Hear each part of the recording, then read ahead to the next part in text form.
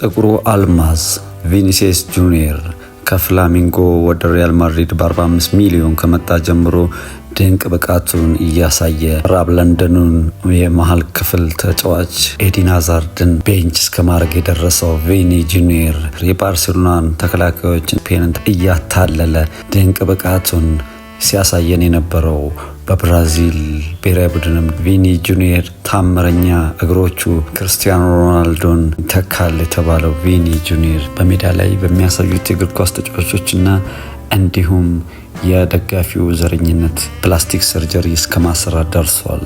ይባስ ብሎ ጥቁር በመሆኑና ዘረኝነትን በመጋፈጡ የባላንዶር ሽልማትን ለሮድሪ ተሰጥቷል። ለሱ ብሎ ሪያል ማድሪድ ባላንዶር ሽልማት ላይ አንሄድም ብለው እስከ መቅረት የደረሱለትን ደሞዜ ከክሊያን ምባፔ እኩል ካልሆነ በሚል እሰጥ አገባ ውስጥ ገብቶቹን ደጋፊዎች ክፉኛ አሳዝነዋል። ቪኒ ጁኒየር ወደ አርሰናል ይሄዳል ወይስ የኮንትራት ውሉን ያራዝማል የሚለው ነገር አነጋጋሪ ሆኖ እንደቀጠለ ነው።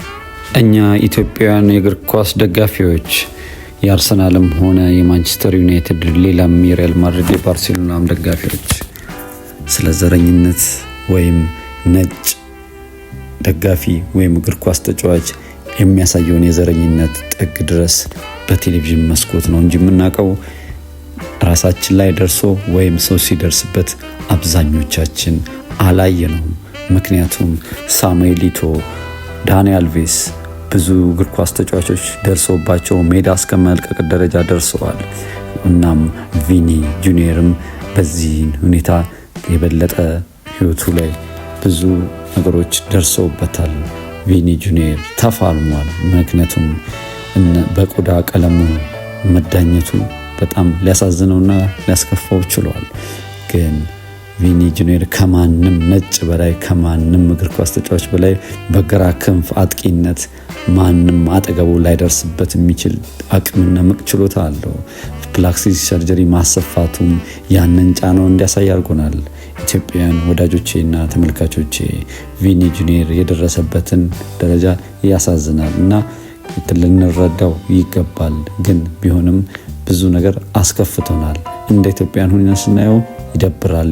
የፕላስቲክ ሰርጀሪው ግን እንደ ብራዚላዊ ሆነና አውሮፓ ውስጥ እንደሚጫወት ላቲን አሜሪካ ውስጥ እንደሚኖር ሰው ይሄ ነገር ምን ያክል ቢጎዳና አንድ ጫና ደርሶበት ሚስቱ ራሱ ገፋፍታው እሷም ፕላስቲክ ሰርጀሪ ስለምትሰራ እሷም ወደዚህ ነገር ከታው ፕላስቲክ ሰርጀሪን በማድረግ እሱም አገጩ ላይና ግንባሩ አካባቢ ፕላስቲክ ሰርጀሪ ሊያደርግ ተገደዋል። እኔ እንደሚታየኝ ቪኒ ጁኒየርን በመልኩ አይደለም የወደድነው። ቪኒ ጁኒየርን የወደድነው በእግር ኳስ ችሎታው ነው። ስለዚህ እግር ኳስ አፍቃሪዎች ቢያሳዘነንም እኔ የምወደው ያንን ቪኒ ጁኒየር ነው። እግር ኳሱ ላይ ውበቱን የሚያሳያት የሜዳ ጥበቡን ነው እንጂ የቪኒን መልክ አልነበረም። ወይም የቪኒ ከንፈርን አገጩ ለምቦጩን አይደለም።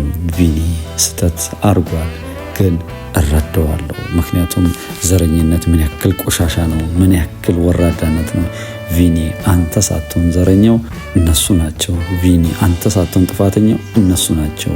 ግን ጫናውን መቋቋም አቅተው ቀይረሃል፣ መልክህን አገጭህን ቀይረሃል። እግዚአብሔር የሰጠህን ቪኒ ጁኒየር ኳስ ደጋፊዎች ምን ያክል ቢደርስበት ነው ቪኒ ጁኒየር። ክቡራን አድማጮቼ እና ተከታዮቼ ቤቱን ፎሎ፣ ላይክ፣ ሰብስክራይብ፣ ሼር እያደረጋችሁ አስተያየት ኮመንት ስጡበት። ሰላም።